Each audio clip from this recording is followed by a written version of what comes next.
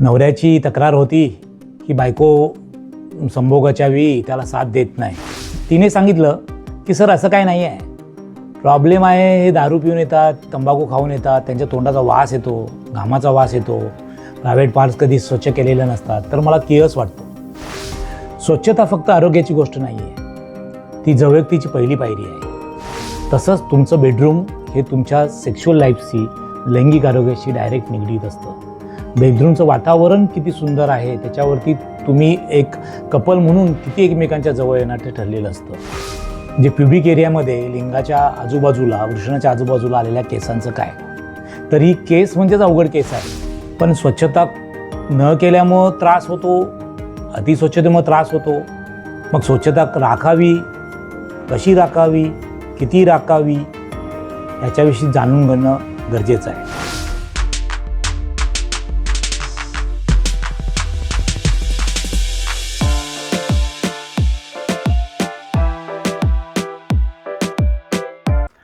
जोडीदार जवळ येतो आणि तुम्ही नाही म्हणता, असं बऱ्याच वेळा घडतं. श्वासाचा वास येतो, घामाचा वास येतो आणि मग नात्यातलं अंतर वाढत जातं. नात्यातलं अंतर जसं गैरसमजून वाटतं तसं त्या शारीरिक आणि मानसिक अस्वच्छतेमुळे वाढतं. तर स्वच्छता खूप महत्त्वाची, पण स्वच्छता न केल्यामुळं त्रास होतो, अतिस्वच्छतेमुळे त्रास होतो. मग स्वच्छता राखावी, कशी राखावी, किती राखावी याच्याविषयी जाणून घेणं गरजेचं आहे. या विषयावरती कोणीच बोलत नाही आहे. आज आपण बोलणार आहोत शारीरिक स्वच्छता आणि लैंगिक आरोग्य. मी डॉक्टर सुरेश पाटील, मनोविकार तज्ज्ञ, लैंगिक समस्या तज्ज्ञ, वसई विरार. एक गोष्ट सांगतो. परवा एक जोडपं माझ्याकडे आलं.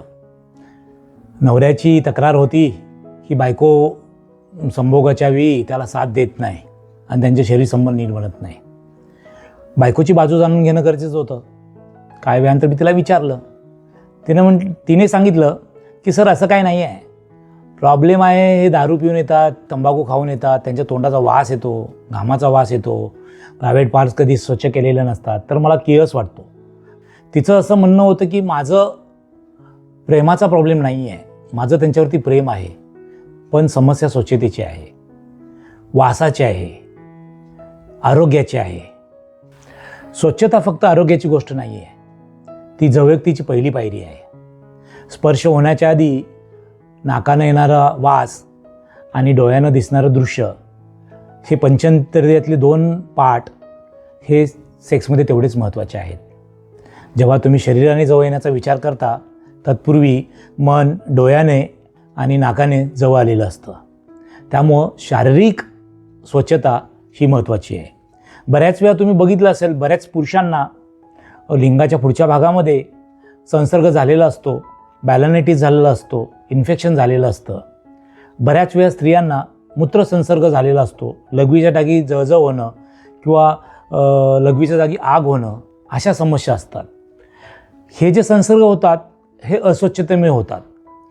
तर स्वच्छता का महत्त्वाची आहे? स्वच्छता फक्त हे आजार होऊ नयेत याच्यासाठी महत्त्वाची नाही आहे.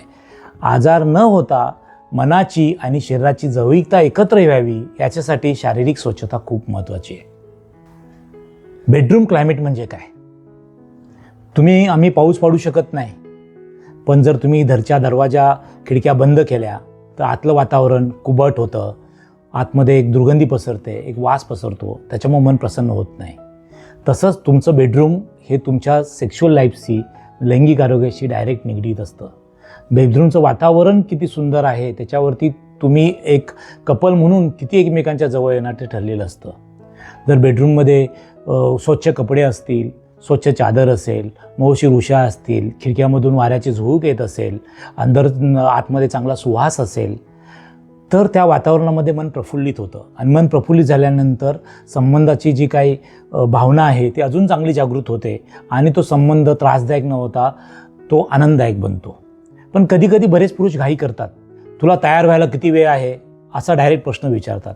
असा प्रश्न म्हणजे तुम्ही पाहुण्याला घरी बोलवलं आहे आणि बाहेर काटे अंतरलेत, मग त्या पाहुण्यानं आतमध्ये घरी कसं यावं? सर, मी जसं नेहमी बोलतो की संभोग ह्या शब्दामध्ये समभोग आहे. तो दोघांनी एकत्र येऊन करायची क्रिया आहे. याच्यामध्ये आदर महत्त्वाचा आहे, हळूवार शब्द महत्त्वाचे आहेत. तो आदर आणि हळूवार शब्द असतील तर संभोग हा समभोग बनतो.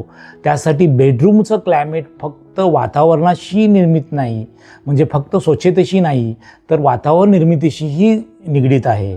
त्यामुळे आपलं बेडरूम हे नेहमी क्लीन, हवेशीर, मोकळं आणि बोलणारं, बंद नाही, बोलणारं बेडरूम असावं. तर बेडरूम क्लायमेट बदलणं हे खूप महत्त्वाचं आहे.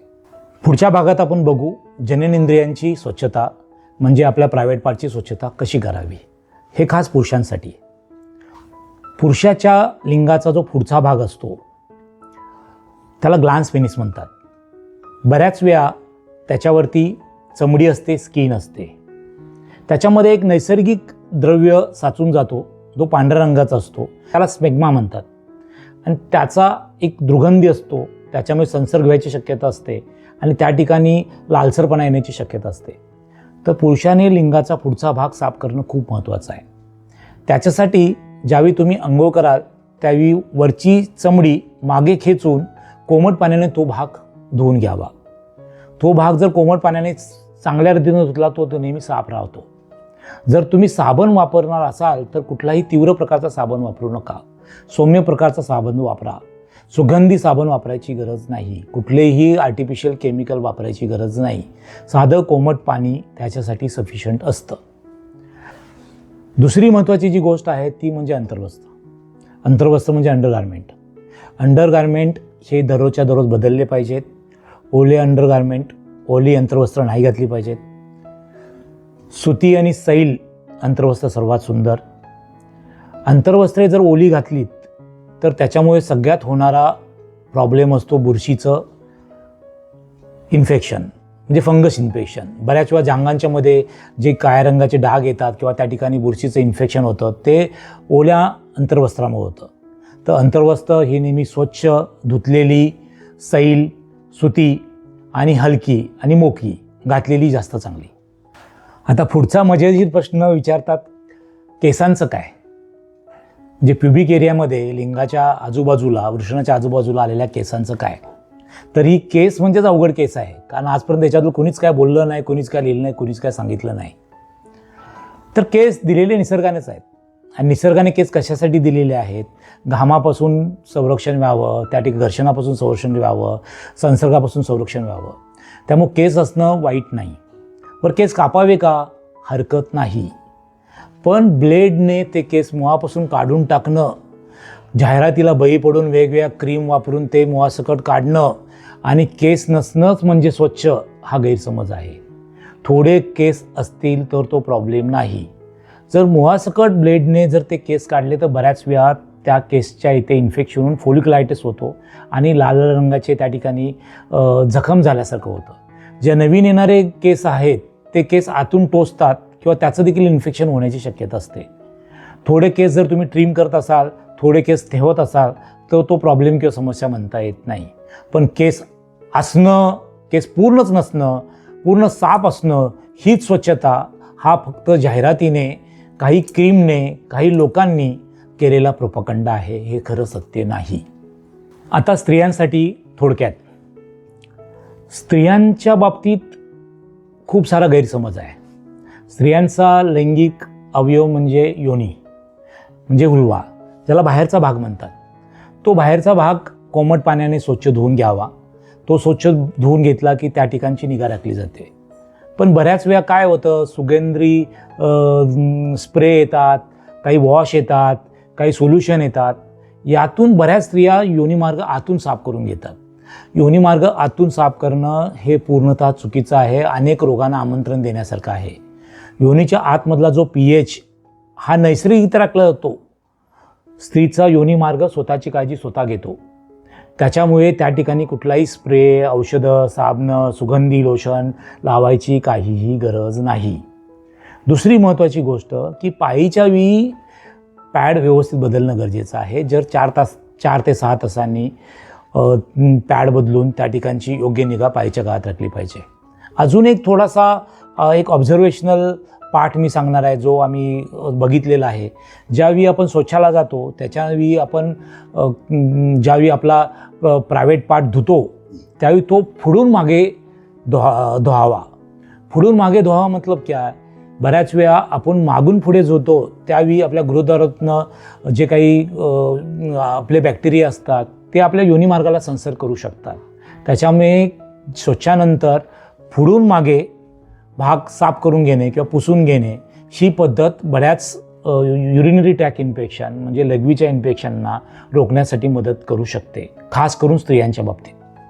ही गोष्ट खास करून अशा लोकांना ज्यांना वारंवार लिंगाच्या पुढच्या बाजूला जळजळ होते, फोड्या येतात किंवा लाल लाल होतात किंवा योनिमार्गाला संसर्ग होतो. असं जर वारंवार होत असेल तर बऱ्याच वेळा ते अनियंत्रित साखरेचं लक्षण असतं. वारंवार जर तुम्हाला बॅलनायटिस म्हणजे लिंगाच्या पुढच्या भागाला इन्फेक्शन होत असेल किंवा वारंवार लघवीचा स्त्रियांना त्रास होत असेल, लघवीमध्ये जळजळ होण्याचा त्रास होत असेल तर आपली रक्तातली साखर आणि युरिनमधली साखर चेक करणं खूप गरजेचं आहे. बऱ्याच वेळा ते मधुमेहाचं लक्षण असतं आणि बऱ्याच वेळा तिथूनच आपल्याला जाणीव होते की आपल्याला मधुमेहाचा आजार सुरू झालेला आहे. आता थोडक्यात थोडं चित्र मी स्पष्ट करतो. शरीराची निगा राखायची असेल तर आपण डोक्यापासून पायापर्यंत बघू.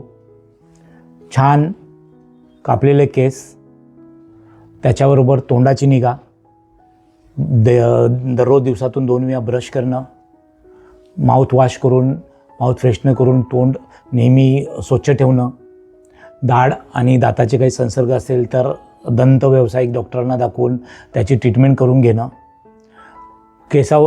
दाढी जर तुम्हाला आवडत असेल किंवा चेहऱ्यावरचे केस तुम्हाला जसे आवडत असतील त्याच्या पद्धतीनं तुमच्या आवडीनुसार कपलच्या रुचीनुसार तसा आपला पेहराव ठेवणं, दररोजच्या दररोज नित्यनेमानं अंघोळ करणं, कपडे दररोजच्या दररोज बदलणं, आपल्या बेडरूममधील चादरी, बेडशीट, उशीचे कवर हे दररोजच्या दररोज नीटनेटकं ठेवणं, आपली अंतर्वस्त्र दररोजच्या दररोज चेंज करणं, मी जसं पूर्वी सांगितले त्याच्याप्रमाणे अंतर्वस्त्र वापरणं, त्याच्याबरोबर संबंधाच्या पूर्वी आपले लैंगिक अवयव साफ करून घेणं, संबंधाच्या पूर्वी संबंधानंतर लघवीला जाणे. बऱ्याच वेळा याच्यामुळे होणारे मूत्रसंसर्ग किंवा संबंधाच्या ह्याच्यातले होणारे संसर्ग दूर केले जातात. बऱ्याच वेळा जर तुम्हाला आवड असेल तर तुम्ही कॉन्डमचा वापर करू शकता, त्याच्यामुळं संसर्ग टाळता येतो. कॉन्डम ही ह्या शतकातली मिळालेली एक देणगी आहे. त्याच्यामुळे संसर्गजन्य आजारचं प्रमाण बऱ्याच अंशी कमी झालेलं आहे. आणि स्वतःच्या नियमित शारीरिक चाचण्या करत राहणं. तुम्ही म्हणाल डॉक्टर हे सगळं सांगताय, हे सगळं आम्हाला पण माहिती आहे पण होत नाही. मी तुम्हाला सांगेन, मनात आणले तर सर्व काय होऊ शकते. इच्छा तिथे मार्ग असतो. तुम्हाला नवीन काय करायची गरज नाही आहे. तुमची आताची जी सवय आहे त्या सवयीशी निगडीत ही सवय ॲड करायची आहे. तुम्ही अंघोळ करता, त्या अंघोळ करताना लिंग साफ करायची, योनी साफ करायची सवय त्याच्यामध्ये ॲड करायची आहे. तुम्ही दररोज ब्रश करता, त्याच्यावर माउथवॉशची सवय तुम्हाला ॲड करायची आहे. घर साफ करताना बेडरूम कसं सजवता येतील ही सवय ॲड करायची आहे. आणि सवयीनं हे साकार होणार आहे. कारण निसर्गानं आपल्याला बनवलेलं आहे रॉ मटेरियल. ते रॉ मटेरियल आपल्याला कसं सुंदर करता येईल, म्हणजे एक आपल्याला एक दगड म्हणून बनवलेला आहे. त्याची मूर्ती कशी सुंदर बनवायची ना, ते मूर्तिकाराच्या हातात असतं. तसं शरीर आपल्याला निसर्गानं दिलेलं आहे. त्याची निगा कशी राखायची, त्याला नीटनेटकं कसं ठेवायचं, निरोगी कसं ठेवायचं, त्याला छानसं कसं सजवायचं, हे सर्व आपल्या हातात आहे. आणि हे कोणी तुम्हाला बाहेरून सांगणार नाही. ना तुमचे आईवडील सांगणार आहे, ना तुमचा पार्टनर सांगणार आहे, ना कुठला इंटरनेटमधला माणूस हे चांगल्या पद्धतीने सांगणार आहे. मी आज दिलेली इन्फॉर्मेशन ही पहिल्यापासून शेवटपर्यंत नीट ऐका, ऑब्झर्व करा, पुन्हा पुन्हा ऐका. पुन्हा पुन्हा ऐकल्यानंतर तुम्हाला एक एक पॉईंट कवर होईल आणि हे तुमच्या आचरणात आणा. 21 दिवसामध्ये सवयी बदलतात, 6 महिन्यामध्ये सवयी दृढ होतात आणि 1 वर्षानंतर तो स्वभाव बनून जातो. तर तुम्ही ह्या सांगितलेल्या गोष्टी ऐकलात तर तुमचं शरीर स्वच्छ होणार नाही, तुमचं नातं स्वच्छ होईल, प्रेम वाढेल आणि संबंधाचा रतिसुखाचा आनंद द्विगुणित होईल. तुम्हाला एक छानसं उदाहरण देतो. अमिताभ बच्चनसारखा हिरो एका दिवसात नाही तयार झाला.